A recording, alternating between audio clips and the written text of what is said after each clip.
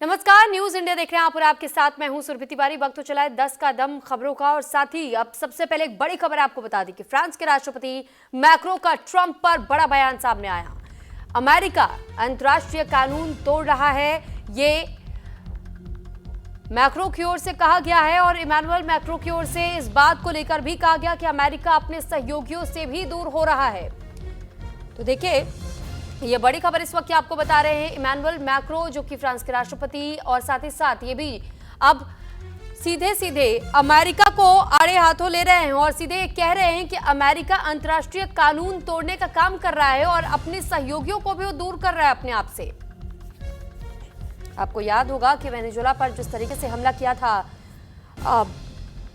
America ने, और साथ ही जब वेनेजुएला के राष्ट्रपति को उनके पत्नी के साथ ही जब अमेरिका लेकर के आया गया था और न्यूयॉर्क के कोर्ट में पेश किया गया था, उसके बाद से कई देशों की ओर से प्रतिक्रियाएं सामने आई थी और अब कनाडा के राष्ट्रपति की ओर से भी यह कहा गया है कि फिलहाल माफ कीजिएगा, फ्रांस के राष्ट्रपति की ओर से यह कहा गया है कि जिस तरीके से इस वक्त अमेरिकी राष्ट्रपति लगातार अपने संबंध कई सहयोगी देशों के साथ भी बिगाड़ रहे हैं, ये सही नहीं है। अमेरिका अपने सहयोगियों को दूर करने का काम कर रहे हैं।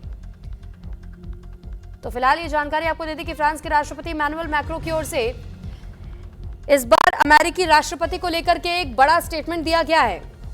अमेरिका अंतर्राष्ट्रीय कानून तोड़ने का काम कर रहा है, ये इमैनुअल मैक्रो की ओर से कहा गया।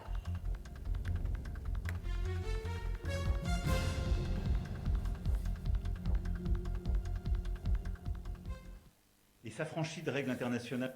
Les États-Unis sont une puissance établie, mais qui se détourne progressivement de certains de ses alliés, et s'affranchit de règles internationales qu'elle promouvait encore récemment, qu'il s'agisse du commerce, de certains éléments de sécurité ou de certaines enceintes.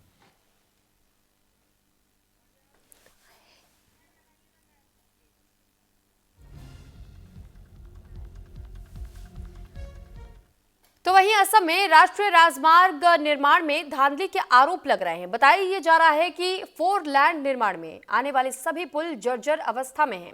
वहीं निर्माणकारी संस्थान उन्हीं पुरानी सड़कों आधा अधूरा निर्माण इस वक्त निर्माण का काम जो पूरा करना था लेकिन अब तक भी नहीं हो पाया है। और साथ ही ये जानकारी आपको दे दें कि उन्हीं काम को दोबारा से पूरा करने की कवायद शुरू कर दी गई है, लेकिन NHIDCL के अधिकारी इंजीनियर सभी सोए हुए नजर आते हैं। इसी को लेकर न्यूज इंडिया संवाददाता संजय प्रसाद शाह ने जायजा लिया है और मौके से एक रिपोर्ट तैयार की, वो रिपोर्ट आपको दिखाते हैं। ये जो देख रहे हैं आप, फोरलेन का दृश्य है, बता रहे हैं नीचे का दृश्य हमने भी दिखाया था। ये नेशनल हाईवे फोरलेन है और फोरलेन के ऊपर सड़कें बन रही है, सड़कें बन चुकी है। और ये जो दृश्य दिखा रहे हैं कि ये पुल है, पुल का ये पुराना हिस्सा था, इसको अभी तक तोड़ा नहीं गया और करीबन 4 फुट का एक पुल का बनाकर नया रूप दे दिया गया है। ये है धांधली नेशनल हाईवे फोरलेन निर्माणकारी संस्था का। जिस तरह से यहाँ पे लूट मचा हुआ है, ये पुराना पुल था, ये पुराना पुल यहीं पे है। नीचे में जो पुराना पुल का हिस्सा था उसको हमने दिखाया नीचे से जाकर। अभी फिलहाल ऊपर से दिखा रहे हैं कि ये जो दृश्य देख रहे हैं आप लोग, करीबन 4 फुट एक नया सा ढलाई देकर बना दिया गया है।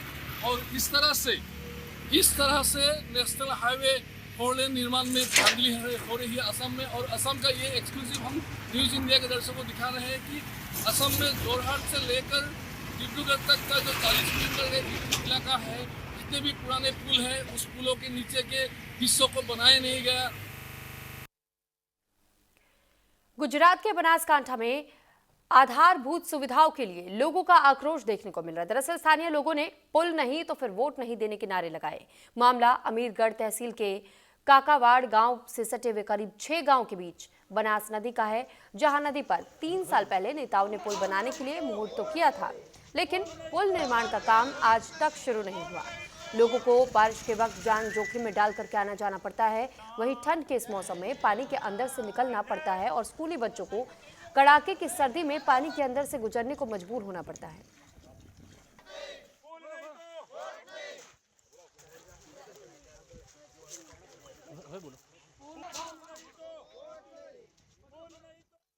ये 2022 से लेके आज तक से 3 ईयर से यहाँ पे काकवाड़ा गांव से लेके यहाँ पे 5 से 6 गांव लोग की यहाँ पे एक ही मांग है कि इस नदी के अंदर ब्रिज बनाया जाए।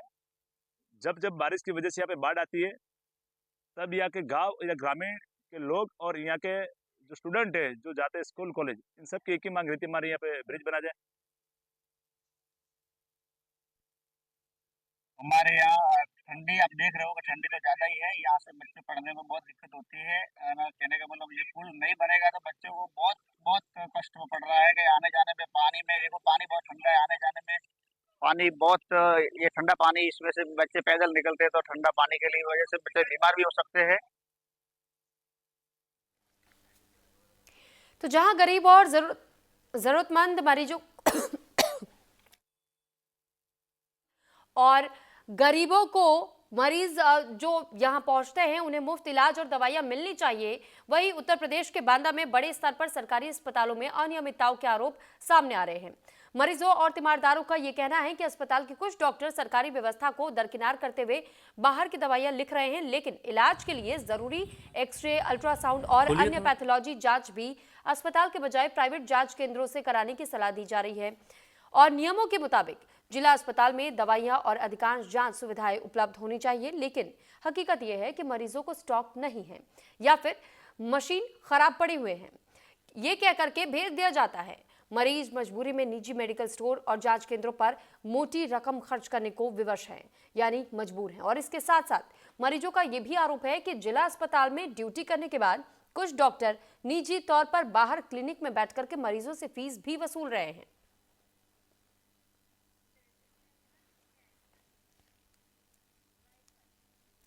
तो बुलंदशहर में ब्लॉक प्रमुख के भतीजे की हत्या के मामले को लेकर के पुलिस ने बीजेपी नेता समेत 3 आरोपियों को गिरफ्तार कर लिया।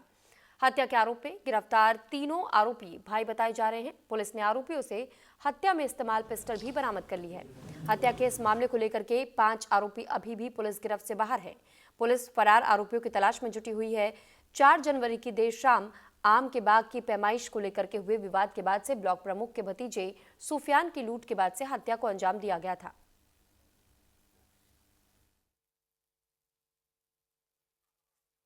ब्लॉक प्रमुख के भतीजे की हत्या के क्रम में कोतवाली देहात पे मुकदमा अपराध संख्या 7/2026 पंजीकृत किया गया था, जिसमें वादी द्वारा 4 के विरुद्ध नामजद प्लस 4 अज्ञात के विरुद्ध मुकदमा दर्ज कराया गया था। इसमें 3 आरोपी गिरफ्तार किए गए हैं और इन तीनों को पुलिस हिरासत में लेकर पूछताछ की गई है। पूछताछ के दौरान इनके द्वारा अपनी अपराध में संलिप्तता कबूल की गई है और इसमें एक की निशानदेही पे पिस्टल भी बरामद हुआ है। तीनों आरोपियों को हिरासत में लेकर माननीय न्यायालय रवाना किया जा रहा है। इस संबंध में जो घटनाक्रम है उसके अनुसार सुफियान और उसका भाई अकरम ये जो है जमीन की नाप के क्रम में नीमखेड़ा गांव गए हुए थे। 4 जनवरी की रात्रि को बुलंदशहर में हुए पूर्व बसपा विधायक हाजी अलीम के भतीजे सुफियान के हत्याकांड मामले में बुलंदशहर पुलिस को आज बड़ी सफलता प्राप्त हुई है, जिसमें नामजद 4 आरोपियों में से 3 आरोपियों को पुलिस ने लूटे गए असला के साथ गिरफ्तार कर लिया है। बताते चलें कि इसमें मुख्य आरोपी सत्येंद्र उर्फ पिंटू चौधरी, रविंद्र उर्फ भूरा और विजय उर्फ बबलू को पुलिस ने गिरफ्तार कर लिया है, जबकि चौथे आरोपी तेजपाल सहित 4 अज्ञात लोगों की तलाश में पुलिस की टीमें गठित करके पुलिस द्वारा उनकी गिरफ्तारी को सुनिश्चित करने का प्रयास किया जा रहा है। कैमरा पर्सन धर्मेंद्र सिंह के साथ पुनीत शर्मा, न्यूज इंडिया, बुलंदशहर। तो पंजाब के लुधियाना में एक युवक का शव टुकड़ों में बरामद हुआ है। शरीर के टुकड़े टुकड़े कर सफेद ड्रम में भर दिया गया और एक खाली प्लॉट पे फेंक दिया गया। राहगीर ने शव को देखा और शोर मचाया, जिसके बाद से मौके पर पुलिस पहुंची। मरने वाले युवक का आधा शरीर जला हुआ पाया गया और आधा शरीर सफेद ड्रम में मिला। घटनास्थल पर फॉरेंसिक टीम भी पहुंची है। परिजनों के मुताबिक मृतक 2 दिन पहले ही मुंबई से घर लौटा था और आते ही वो बालों की कटिंग कराने की बात कह करके घर से चला गया, जिसके बाद उसका शव बरामद हुआ है। पुलिस को सीसीटीवी कैमरे की फुटेज मिली है, जिसमें कि युवक का एक दोस्त और जिसका दोस्त युवक का बताया जा रहा था, लेकिन ये अपने साथ जब उसे कहीं लेकर के जा रहा था, उसके बाद से ये मामला किस तरीके से हत्या के मामले में तब्दील हो गया, इसकी जांच पुलिस की ओर से की जा रही है, क्योंकि सफेद ड्रम ले जाते जरूर उस दोस्त को देखा गया है और साथ ही पुलिस को दोस्त पर ही हत्या करने का शक भी है। फिलहाल पुलिस मामले की तह तक जाने की तमाम कोशिशें कर रही है और जांच जारी है।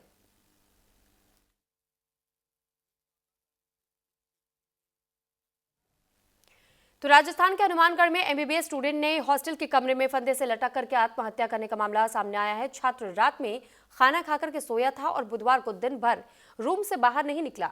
तो साथ ही स्टूडेंट ने वार्डन की सूचना दी और उसके बाद से वार्डन को सूचना देने के बाद वार्डन ने रोशनदान से झांक करके जब देखा तो फिर छात्र संदीप पंखे से लटका हुआ था।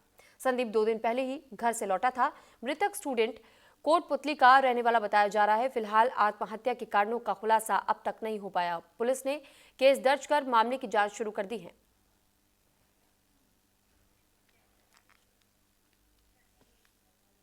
तो राजस्थान के अजमेर में अस्पताल के बाहर मारपीट और पिस्टल दिखा करके दहशत फैलाने वाले एएसआई पर गाजगिरी। वहीं दूसरी ओर एएसआई के निलंबन के बाद से पुलिस महकमे और राजस्थान की राजनीति में हलचल तेज हो गई है। पुलिस अधिकारियों का ये कहना है कि कानून व्यवस्था और पुलिस की छवि से जुड़े मामलों में किसी तरह की ढिलाई नहीं बरती जा सकती है और पूरे मामले को लेकर के निलंबित एएसआई ने इसे केकड़ी से बीजेपी विधायक शत्रुघ्न गौतम की साजिश बताया। मामला केकड़ी सिटी थाना क्षेत्र के राजकीय अस्पताल का है। पीड़ित पक्ष ने यह आरोप लगाया है कि विवाद के दौरान एक पुलिसकर्मी ने वर्दी का रौब दिखाते हुए मारपीट की और हथियार निकाल करके डराने की कोशिश भी की। मामले में अगले दिन शिकायत दर्ज होते ही पुलिस ने एफआईआर दर्ज की और विभागीय स्तर पर निर्णय लेते हुए एएसआई राजेश मीणा को निलंबित कर दिया।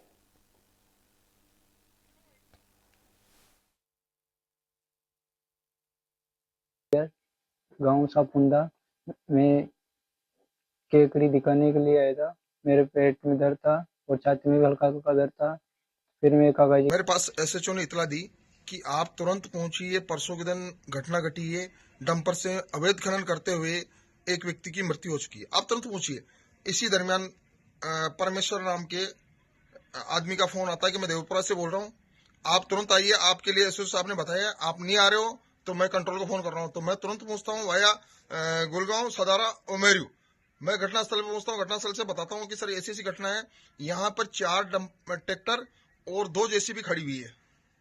तो एसओ साहब ने कहा कि आप बताइए उनको। मैंने सर यहाँ मरने मारने की कंडीशन हो रही है, कहीं भी जनहानि हो सकती है, आगजनी हो सकती है। इसके बाद एसएचओ मौके पे नहीं पहुंचा 3 घंटे तक। फिर आया तो आते ही मुझे कहा कि तू इनको छोड़ दे। मैंने कहा श्रीमान मैं नहीं छोड़ सकता, मेरा वीडियो वायरल हो चुका है और मैं अवैध खनन नहीं करवाता हूँ। आप लेते होंगे पैसे, मैं नहीं लेता हूँ। पर उपदेश कुशल बहु तेरे। उपदेश देना तो हर कोई को ठीक लगता है। तो गहलोत साहब जब शासन में थे तब कितने अपराध होते थे, कितने भ्रष्टाचार हुए, कितने और ये जो बजरी माफिया पनपे, तो ये गहलोत साहब भूल कैसे सकते हैं। कितने लोगों को और राह चलते लोगों को कुचल दिया जाता था, सड़कें लाल हो गई थी। ये सब चीजें गहलोत साहब को तो ध्यान में है, तो वो क्यों दूसरे पर आरोप लगाने की कोशिश कर रहे हैं। अपने थोड़ा गिरेबान में झांक करके देख लेते कि स्थिति क्या है, तो समझ में आ जाता कि क्या करना चाहिए, क्यों संरक्षण दे रहे थे। वो उनके समय के कई नेताओं के नाम अखबार की सुर्खियां बनती थी। अजमेर जिले के केकड़ी में तैनात एक एएसआई को निलंबित करने वाले मामले में अब राजनीति शुरू हो गई है। प्रदेश के पूर्व मुख्यमंत्री अशोक गहलोत ने एक्स पर पोस्ट करते हुए लिखा कि भाजपा की सरकार बजरी माफियाओं को संरक्षण दे रही है। वहीं पूर्व मुख्यमंत्री अशोक गहलोत के इस बयान पर पलटवार करते हुए भाजपा प्रदेश अध्यक्ष मदन राठौड़ ने कहा है कि पूर्व मुख्यमंत्री अशोक गहलोत को अपने गिरेबान में झांकने की जरूरत है। अशोक गहलोत कैसे भूल सकते हैं कि उनके राज में सड़कें खून से लाल हुआ करती थी। उनके कई नेताओं पर बजरी माफियाओं को पनपाने का आरोप लगा था। अब भाजपा और कांग्रेस दोनों ही एक दूसरे पर आरोप प्रत्यारोप लगा रही है। वहीं इस मामले में निलंबित एएसआई राजेश मीणा के खिलाफ अब पुलिस विभाग ने भी जांच शुरू कर दी है। सहयोगी विष्णु शर्मा के साथ Bhuvnesh talk, news India, Jaipur. तो यूपी के रामपुर में एक पाकिस्तानी महिला फरजाना बी के खिलाफ फर्जी दस्तावेजों का इस्तेमाल कर शिक्षक पद पर सरकारी नौकरी करने का मामला सामने आया है। आरोप यह है कि आरोपी के मुताबिक आरोप के मुताबिक महिला की ओर से यह बताया गया था कि वो करीब 33 साल पहले अपनी पहचान छिपा करके शिक्षक पद पर नौकरी उसने हासिल की थी। लेकिन अब ये मामला जब सामने आया तो इसके बाद से शिक्षा विभाग में हड़कंप मच गया। मामले की जांच के लिए बेसिक शिक्षा विभाग के कनिष्ठ सहायक ने तहरीर दी और जिसके आधार पर एफआईआर दर्ज की गई है।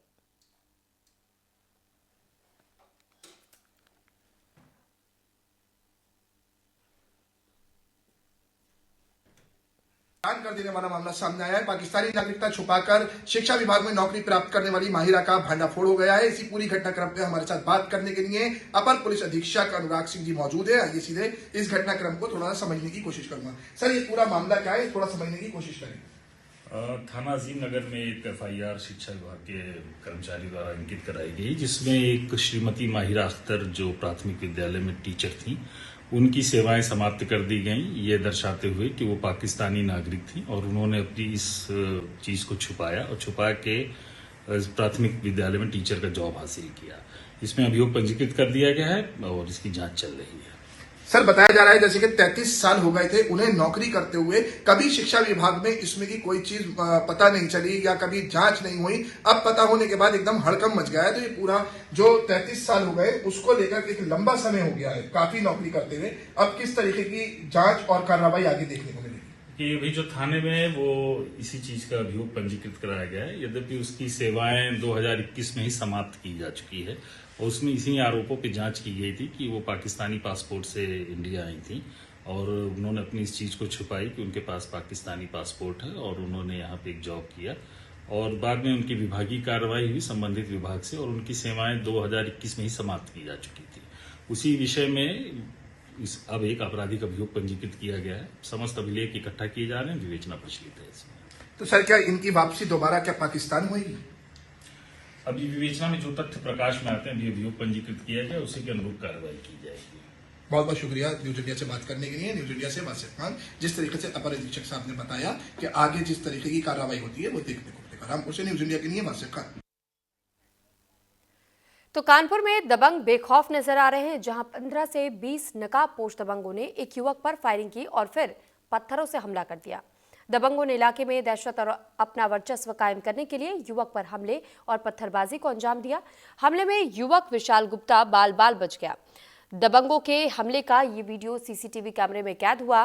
पुलिस सीसीटीवी के आधार पर कार्रवाई करने में जुटी हुई है।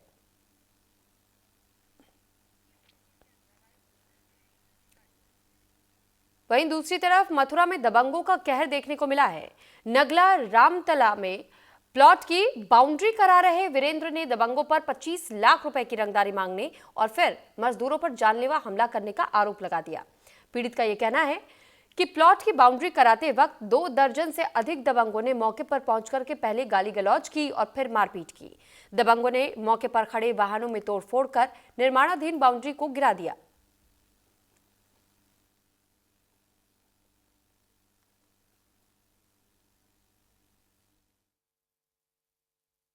मेरा नाम है वीरेंद्र कुमार।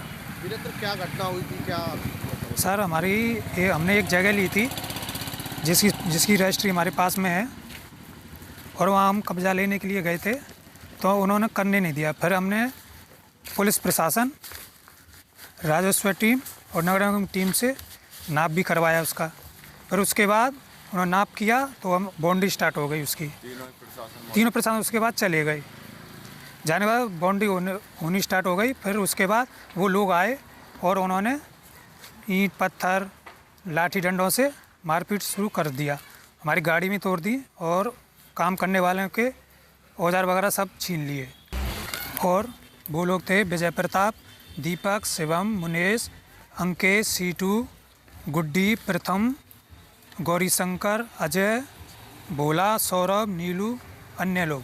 रहने वाले हैं ये हैं रामताल सुनरक के। तो क्या वजह इन्हें क्या दिक्कत आ रही है इस वजह से ये पैसे मांग रहे हैं? ये उनकी जगह तो पीछे है पर वो हमारी जगह देना नहीं है, कब्जा कर रहे हैं हमारी पर है, जगह हमने खरीदी है।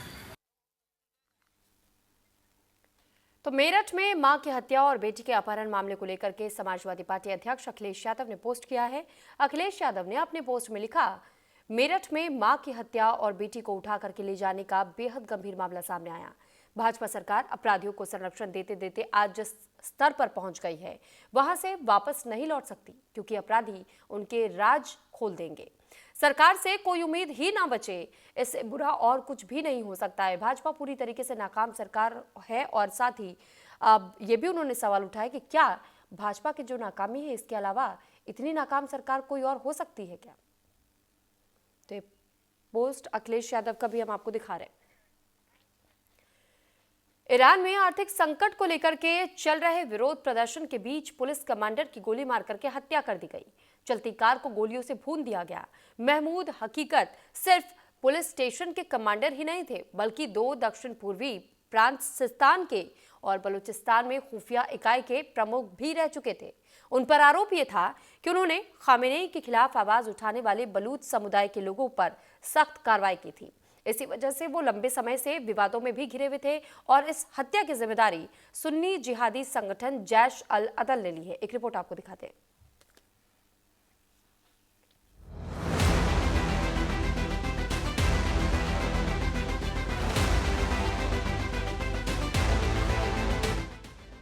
ईरान में चलती कार में कमांडर को गोलियों से भूना, हमलावरों ने पीछा कर कार पर की अंधाधुंध फायरिंग। ईरान में आर्थिक संकट को लेकर चल रहे विरोध प्रदर्शन के बीच पुलिस कमांडर की गोली मारकर हत्या कर दी गई है। देखिए कैसे चलती कार को गोलियों से भूना गया।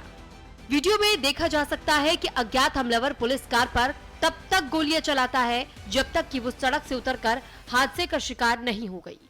ये वीडियो हमलावर की गाड़ी से शूट किया गया, जिसमें वो खिड़की से बाहर झुका हुआ दिख रहा है और सिर्फ बंदूक की नोक दिखाई दे रही है और वो लगातार पुलिस कार पर गोलियां चला रहा है। बताया गया कि कार में ईरानी कमांडर महमूद हकीकत था। महमूद हकीकत सिर्फ पुलिस स्टेशन के कमांडर ही नहीं थे, बल्कि वो दक्षिण पूर्वी प्रांत सिस्तान के बलूचिस्तान में खुफिया इकाई के प्रमुख भी रह चुके थे। उन पर आरोप था कि उन्होंने खामेनेई के खिलाफ आवाज उठाने वाले बलूच समुदाय के लोगों पर सख्त कार्रवाई की थी। इसी वजह से वो लंबे समय से विवादों में भी थे। इस हत्या की जिम्मेदारी सुन्नी जिहादी संगठन जैश अल अदल ने ली है। दरअसल ईरान के कब्जे वाले बलूचिस्तान में बलूच महिला कार्यकर्ता रहाले जर्दकोही का ईरानी गार्ड्स और आईएसआई एजेंट ने अपहरण कर लिया था। इसके अलावा 3 और बलोचों को किडनैप किया गया, जिसके बाद बलोच भड़क गए और यह हमला उसी का रिएक्शन बताया जा रहा है। खास बात यह कि यह हमला तब हुआ जब ईरान पहले ही संकट में घिरा है। ईरान के 31 में से कम 25 प्रांत में बवाल हो रहे हैं। ईरान में प्रदर्शनकारी supreme leader ayatollah Ali Khamenei के नेतृत्व वाली सरकार के खिलाफ मोर्चा खोले हैं। जब तक मुल्ला को दफनाया नहीं जाता, यह वतन आजाद नहीं होगा और मुल्लाओं को ईरान छोड़ देना चाहिए जैसे नारे लगा रहे हैं। प्रदर्शन में अब तक 30 से ज्यादा लोग मारे जा चुके हैं। हजारों लोगों को गिरफ्तार भी किया गया है। इसी बीच ईरान में पुलिस चीफ की बेरहमी से हत्या कई सवाल खड़े करती है। क्या ईरान का बलूचिस्तान भी उससे टूटने की कगार पर है? क्या ईरान का बलूचिस्तान और पाकिस्तान का बलूचिस्तान मिलकर ग्रेटर बलूचिस्तान बना सकता है? और इसी के साथ फिलहाल यहाँ रुक रहे एक छोटे से ब्रेक के लिए।